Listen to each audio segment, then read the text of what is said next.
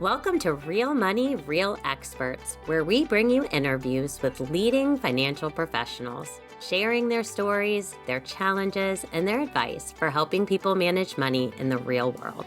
I'm your host, Rachel DeLeon, Executive Director of the Association for Financial Counseling and Planning Education, or AFCPE. And I'm your co-host, Dr. Brandy Baxter, accredited financial counselor, AFCPE member, and your 2025 AFCPE board president.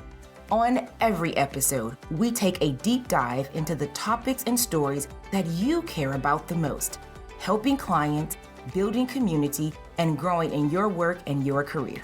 Ericka Young is a financial coach, author, and educator. Not only did she and her husband Chris climb out of $90,000 in debt themselves, but she founded Tailor Made Budgets and has been coaching families to their own debt freedom for over 18 years. Her real and personal style have led her clients to pay off millions in debt. Ericka is also an author of the book Naked and Unashamed, 10 Money Conversations Every Couple Must Have, released in 2017, and continues to teach couples how to get honest about where they are financially and real about how to tackle it as a team. In January 2023, Ericka and Chris launched their podcast, For Better and Worth, where they don't believe you have to sacrifice your relationship while you grow your net worth. Ericka teaches that our money past doesn't need to hold us back. We must face our present state, and our money future is full of potential. Today, she delivers this message through workplace financial wellness programs for employees, and she trains other financial coaches in these concepts to help their own clients achieve results quickly and sustainably. Ericka's a recent empty nester. Her two daughters think she's enjoying this way too much, and she spends her time traveling the world with her husband of 26 years, binging Audible books and dancing on any stage she can find. Welcome, Ericka. Thank you so much for having me. It's really a pleasure to be here. So excited to talk to you today. I have to say, as the mom of a 13-year-old daughter, I'm curious, do you have any good money advice for surviving those teen years? Well, for you or for your daughter? That's the question. I think maybe this is a more selfish question, but I'll take whatever advice you can provide. I have felt the same way when I'm thinking, am I going to survive? Is the cost of raising these kids going to take away from my retirement? And am I going to be able to raise, adults who can sustain themselves? Like I've had Amen. both sides of that equation. And as a parent, one, I had to say to my kids, listen, I've never raised a person of your age before. So I said that to my oldest, and I'm like, so have some grace when I make mistakes, because I will. But we have been really intentional with trying to, be honest about our money, challenges. When we were trying to get out of debt, we let them know the difference between credit and debit and what that looks like. And so some of these life lessons, we just didn't hide from them. And that translates into being honest about what it looks like for them to buy a car and how we will help and what their part in that puzzle is. That's a huge thing. And then when it concerns trying to figure out, how do we afford everything that we want to give to our kids? That also involves just sometimes saying no to ourselves, but also just figuring out how to ensure that the budget includes enough of our desires so that we're not constantly feeling like we have to sacrifice. And again, being honest about that with our kids. There have been seasons where we said, this season, we're all just going to sit still. We are not adding any new activities. We are not taking any major vacations. We're just going to sit still and just enjoy one another and play games and go outside and get some fresh air. And it takes intentionality to halt spending and redirect the family. So nope, we don't have it perfect, but we have, I think the one word that my husband and I really try to embody is it being intentional. If we're intentional, then the impact will at least get closer to what our desired outcome is. And that's super helpful with kids, no matter what their age is. I love that. I also feel like you're very open too, which is incredible. I think the more we can be open and honest with our kids, the better. And even when you talked about those seasons, you may be pausing spending, but what are the good things that you're letting in during those times, making space for? So I love that. Thank you so much. Yeah. I'm glad you asked that question because I too have teenage daughters and I'm over here taking notes. I'm like, yes, Yep. seasons of pause. Well, one of the biggest things that we taught our teenage girls is the importance of them having some ownership in their vehicles. Like that is huge for us Mm, because it's the biggest purchase they will have made before they're 20, honestly. And so we said, we will match whatever you say. And so as a teenager, or a budding teenager, even a preteen, these are conversations you can have. My oldest, he was able to get a car that was around, you know, I think it was around 3,600 or $3,800. And then my youngest, she got a car that was around 5,600. She's about 4 years younger than her. And that sense of ownership, they would take their cars to, get it car wash. They would ensure that they didn't have a yeah. bunch of kids leaving stuff in the car when they took their friends' places. And that they had pride in having been a part of purchasing those vehicles. And they weren't obviously a brand new car because one of them hit the house a couple of times with that car. these, these things happen, but I was so glad that it wasn't a $10,000 car when she did that, right? So, Yeah. I think that's my biggest piece of advice for like the teenage years is give them some stake in the game in those major purchases. This is a clue for our audience that we are really talking real money with real experts. And I feel like we have a story like that in our family with my siblings. So I don't know. This car hitting the house thing it's real. This is real life. Ericka, you have a lot of great things that you are doing. And what wasn't included in that intro is the work that you are currently doing with credit unions. Tell our audience, how did you get into that niche? That's a really good question because it was not intentional. I mean, honestly, for, 17 years or so, or 16 years, I was solely working with people one on one and helping them to make strides in their finances and pay off debt. And in 2020 and 2021 is when more companies were starting to want the webinars to help their people in, different financial situations and give them some hope when things were really topsy turvy in our world. And so really began to do a lot more webinars and workshops and things like that. And I really enjoyed it. And so that I started thinking, okay, one, I don't want to burn out with my one on one clients. I would have as many as 30, 35 clients in a month. And there were days when I was stressed. I'd have, maybe 4, 5 is a really heavy day for client work, but I do it. I would do it. And I was like, there's got to be a better way to manage my time and my resources. And so when I started realizing that these companies would pay, I was like, oh, I kind of like this. And then what's interesting is I was on a podcast and someone heard me talking about this shift in the work that I was doing. And he, reached out and he said, hey, have you thought about doing this for a credit union? And I was like, oh, sure, I would do that. Right. And so what was neat about that is that we were in co-creation for about 3 or 4 months creating what they call the sales, you know, basically a half-day sales training. But they just wanted someone who's been in the work helping people with their money to give them some motivation and inspiration for their team. And so honestly, he gave me a shot. Like that was neat. He gave me a shot. And the beauty of this is that all of it was authentic because I have been a credit union member for over 20 years and I understand the community impact and engagement that they deliver and desire to do. But this particular credit union was, training coaches to work with people one on one, not just as a branch manager or as a teller. They were trying to make sure that beyond that, they had skill sets to help people if they did come in with an overdraft fee and how to navigate that. And so someone took a chance on me, and that's how I got into it. When I worked with a business coach and did some trainings with some, basically to build a business, because this is how we, stay relevant and continue to grow. They said, "Where are your dollars coming from?" And when I looked at my numbers for 2023, by this point, I realized that most of my revenue was coming from the work I was doing with credit unions. And I said, "I'm going to double down on this."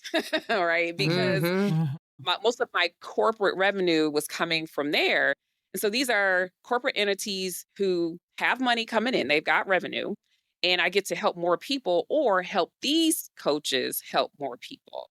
And that's where that shift began to occur. So I made that my mission to do more of that type of work and reach out and get into associations, go to conferences and speak at conferences where credit unions, where those you know, team members are, and to get my foot in these doors. And so I've worked with a handful of credit unions since. And so that's been a really interesting journey because no, I wasn't intentionally looking to work with them, but it was an easy translation when I did start working with them because their missions are very similar in terms of helping people with their overall financial wellness. And the how is what I needed to work out, like how I could bring some more of that inspiration, insight, and practical training to that puzzle. I really like the shift in financial institutions and credit unions. It's about the member. It really much aligns with the work we do. It's people first. I'm curious in the ways you've seen financial coaching inspire trust and really strengthen relationships between members and their credit union. It's a little bit of a dichotomy. A lot of people will come to a credit union because it's a financial institution. They have to do business with them. It is a need. They already have an account for the most part. And so there is already a relationship. Now, trust is different. Like actually having trust with the people there or how they do business or being able to believe that, their auto loan will be approved is a whole different thing, right?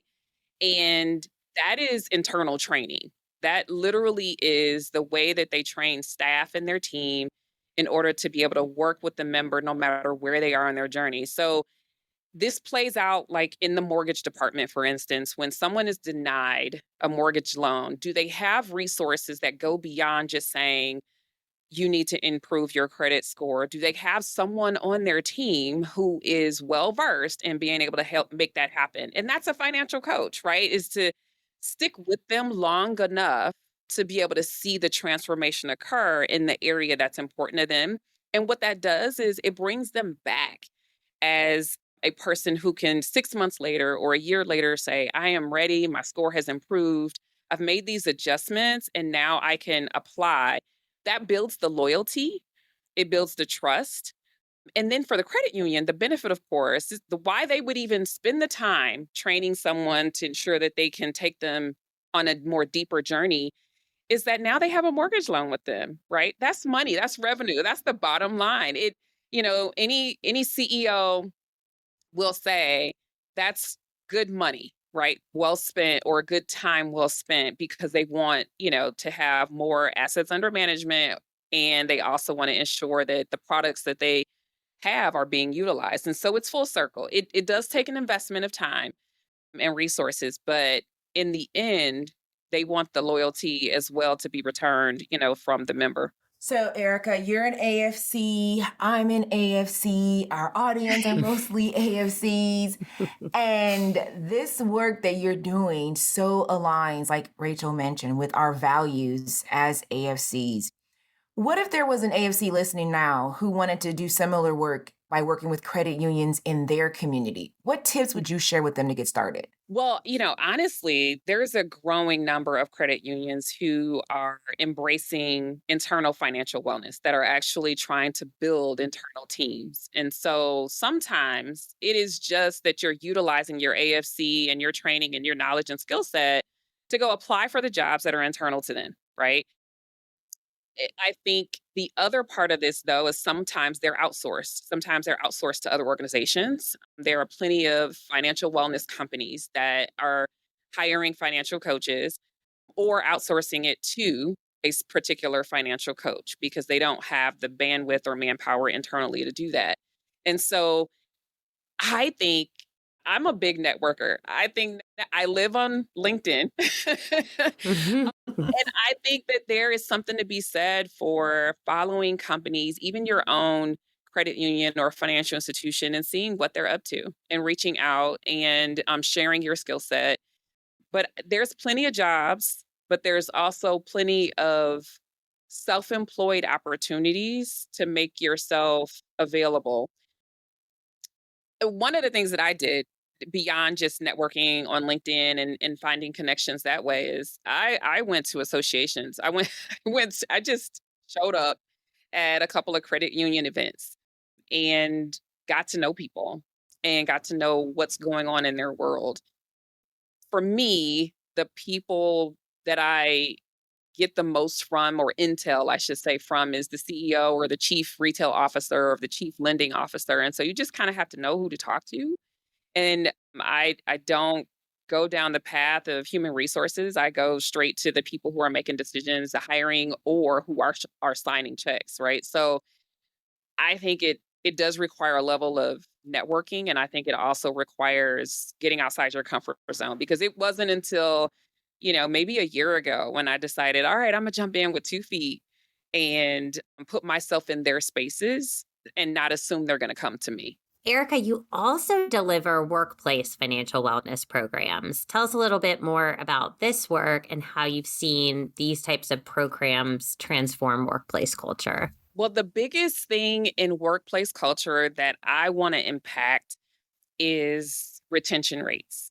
People leave jobs for two reasons primarily. One is the boss, who it is that they work for, Yep. how that's working. I can't do anything about that. That is on them.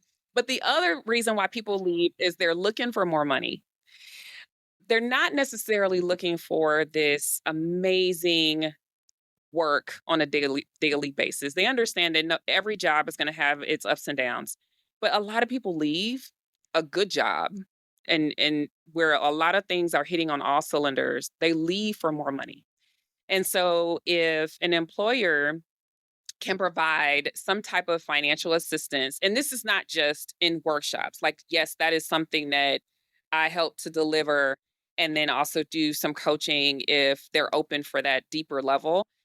But if a company can shift the conversation from, this is all in your court, we're not going to go down this path of helping you with your financial health, they're missing out. There's a lot that people are doing. They're matching 401k funds. They are also matching payments for student loan repayment. Some companies are doing that. Some companies are setting up savings programs where, right through payroll deduction, you can begin to really, impact your emergency fund.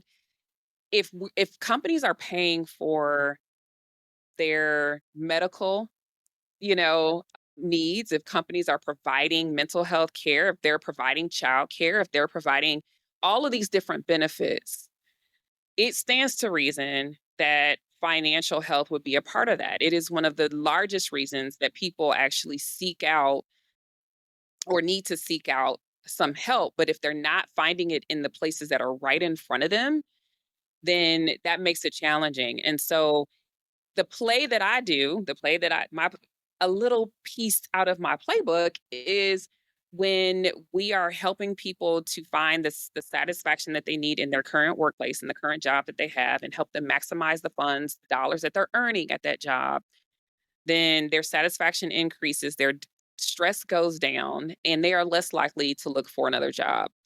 Not that it changes everything, but, for companies who have turnover that's, 12% a year, 1% change is dramatic. And what that does is it reduces the amount of money going out to go find another person that they have to train. And so even if you can extend someone staying in your company, especially if they're high value employees, keeping them there is huge, even if it's, like I said, just a couple more years versus the turnover being so short. So I just think that there is an economic value for companies to be doing this. And I think that it's more than just one workshop. It definitely, I really believe in offering a series of workshops. I also believe in making sure that they have access to coaching beyond that, because if we're giving them multiple options for how they can learn, they're going to take advantage of what works for them. And so I've worked with a couple of companies on that, and it's neat to see, just having this unbiased third party. They don't have to go to HR, they don't want to go to human resources, or they don't want to have someone that they see every day knowing their business. But if it's somebody from the outside who's unbiased and frankly, maybe not in the city, a couple of the companies that I've worked with weren't even in my state.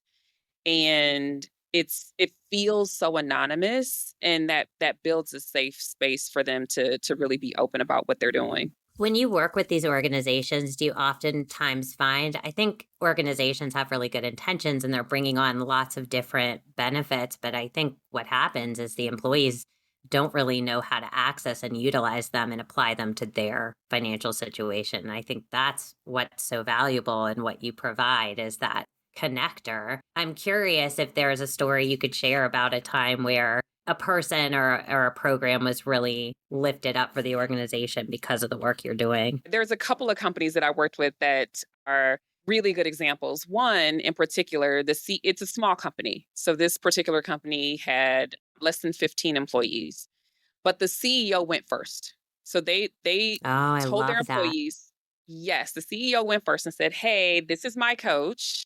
I'm bringing her in to do a webinar, and I want to ensure that you all show up." They did, of course. I mean, it's a very small organization, but what they do is on a monthly basis, they have some type of enrichment workshop on a routine basis. And so this was one of those enrichment opportunities. Everyone showed up. And then when there was follow up, we were able to make that just super easy, right? I also have seen where, and the truth is, I have worked with some smaller companies because it's just easier access to get to the CEO or the person in charge. And so the another company that I worked with, they were local, fairly local, about an hour's drive. And so, but the controller was the one who actually set up this opportunity for the team. So they had about 35 people that worked there. And what he did, he scheduled it such that it was 4 months prior to bonus season. And he said, "I'm concerned that people will, frivolously spend this bonus. And I just want to make certain that they have a resource for making good use of the funds and making good decisions." And so half of that company spent one-on-one time with me. So I spent a couple of months working with them and helping them to have a strategy and a game plan, not just for the bonus, because they didn't know how much they were getting, but just in terms of their overall financial strategy, identifying their goals, making sure that if, their bonus was similar to the previous year, what would they do with it? Helping them to think about this so it wasn't a last minute thing. And I did that a couple of years with them in effort to help them just to make really good decisions with their money. And so that was a need that the controller saw and was able to make that a reality for them. So I just think that people have to act on what they see going on in their organization too. Is if you see people who are taking 401k loans, for example, or if it's a smaller company and they need an advance on their paycheck, or if in payroll they're processing, repayment to creditors through their payroll, right? Because their wages are garnished, right? If you see the writing on the wall, or they're even talking about stress, right? Like how expensive stuff is. The economy is always a topic of conversation. An easy workshop is, let's talk about how do we ward against, you know, current culture, right? How do we push back against the current culture, and how do we navigate, rising inflation? And these types of creative ways to have someone come in from the outside and just provide necessary information is a really good place to start for any company who is considering What can I do for my employees that will help create a culture that we're proud of? I love that. I love that too. Oh my gosh, Erica, you are just giving such great nuggets because we want to make sure that the podcast is valuable for our listeners, right? And I just appreciate your transparency. Speaking of transparency, so you and your husband, you have been super transparent about your own personal finance journey. You've talked about all kinds of things, tearing down stigmas, your book, Naked and Unashamed, and now your podcast, For Better and Worth. I shared with you earlier that I've been listening to a few episodes, and one of my favorite episodes was Budgeting Hacks to Stay on Track. It was so timely. I shared it with my husband, my daughters. I've been talking about it. And I also love when I go to your site, forbetterandworth.com, you have on there 3 icons. Have fun, get naked, and take action. Oh my gosh. So my question is, what advice do you have for other financial professionals who may need to have a money chat with their spouse or partner? This is not about our clients. This is about us. What can you say to us to have these chats with our spouses or partners? I think we take our spouses, our partners for granted. I think we tend to assume they'll be here forever. They just love me. It's going to be fine. And we brush our poor behavior under the rug, right? Like we hear no evil, see no evil. And I just want to challenge people that if it's good enough for your clients, it's good enough for you, right?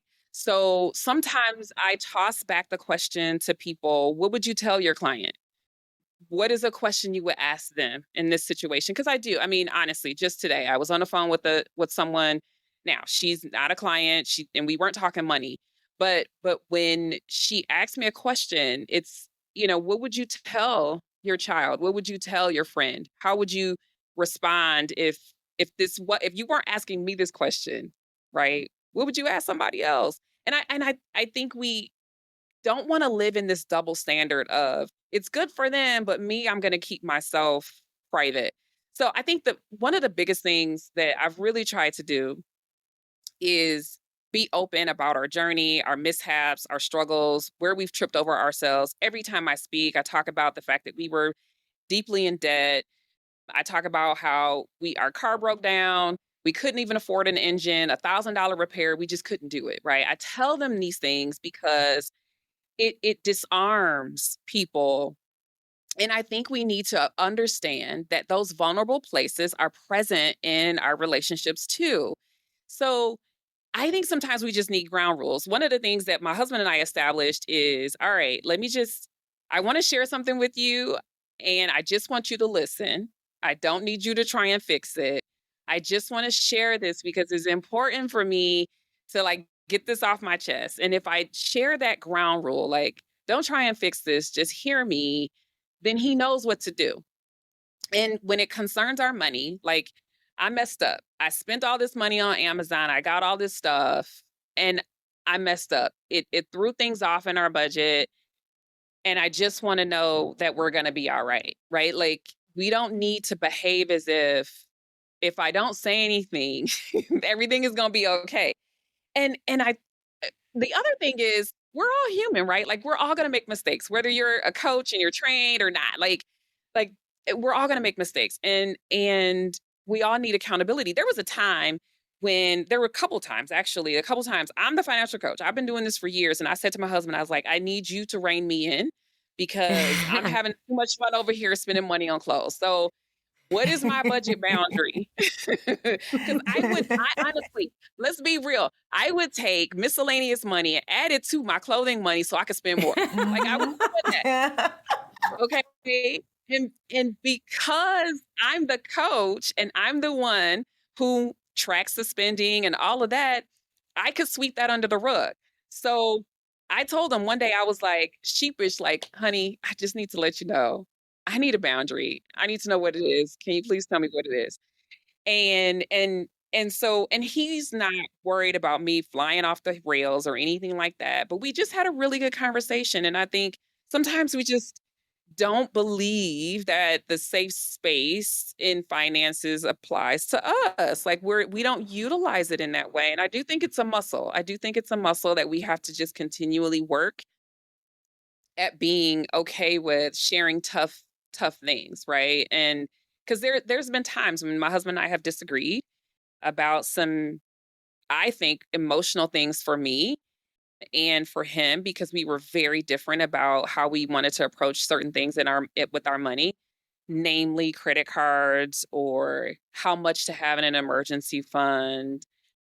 And man, like there have been times that, I felt myself feeling like my clients probably did, like, gosh, this is a hard conversation. I got to push through, but this is not easy stuff. And on the other side of it, I'm so thankful that I just was honest with myself about where I was having challenge, and then also honest with him about where I was having challenges, because if we really care about one another, then we're going to help each other, get through those difficult times. And so I just think we need to, take our own medicine sometimes. I think that's like a big deal for someone who is helping other people for a living. Ericka, you have shared so many nuggets of wisdom with us today. But at the end of every episode, we always ask the same question. We ask our guests to share their 2 cents. What real money quote can you add to our bank? My 2 cents is something that I learned from one of my teachers many, many years ago when I first became a coach. And he said, learn to wash your hands. So, and what he meant by that is learn to, shake off, wash off, disconnect from the challenges that you might face with your clients, so that you can disconnect and re-engage with your family and or your money as well. And I just thought that was really important. And it's real to me. My dad was a massage therapist for many, many years. And so I honestly kind of imagine him, because he would say the same thing: wash your hands in between clients, right? Of course, you're touching people's bodies, right? Like you want to make sure that you wash your hands. And I just envision myself doing the same thing with my clients. Like it doesn't matter if I didn't touch their body, right? Like I touch their finances, and it's messy. It's messy. It's so messy. And our lives are messy as well. But we want to make sure that in between all of that, we get a chance to refresh. We get a chance to have new eyes on our own family and our own life. And so I just would say, learn to wash your hands, figure out what that is for you, to disengage, especially if you're working from home. It's really important to do that and reset, because we all need that moment where we can take a step back and not feel the heaviness of all the work that we're doing to help other people. So that's what I would say. Oh my goodness gracious. Yes and yes. I feel like I need to bring a basin of water and soap into my home office. So after every client session, I can just wash my hands. That was such great advice, Ericka. Ericka, it has been a delight chatting with you. So how can our listeners get connected with you? The very easiest way to get in touch with me, honestly, is on LinkedIn. I definitely respond to messages on there at Ericka Young Official. Also on Instagram. My email is also on there as well. But yeah, the podcast For Better and Worth, you can find us on all the platforms and YouTube as well.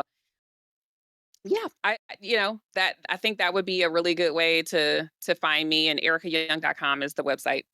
Thanks, Ericka. Thank you. Brandy, it was so fun to have Ericka on the show today. I think she offered so much really great insight to the way she's sort of built her business model and the work she's doing. But I think what I love the most is that she is real. She is really open and shares her journey and her husband's journey and her family's journey. And I think that realness really translates into the work that she does. She left our listeners today with so much good information to take away and really apply in their own lives. Absolutely agree with you. I think she just embodies everything we're trying to do with this podcast, showing her expertise as well as just showing who she is as a real person, from her family dynamics to the work that she's doing.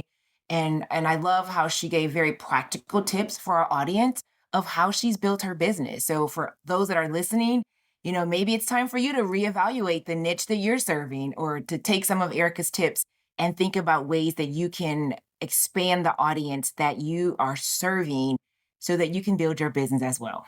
And I just want to add to our listeners today to connect with AFCs and other professionals in the field like Ericka. Consider joining our AFCPE membership community. We have a great active forum of people sharing ideas and continuing education offered each and every month. It's a great way to keep growing in your work and your career.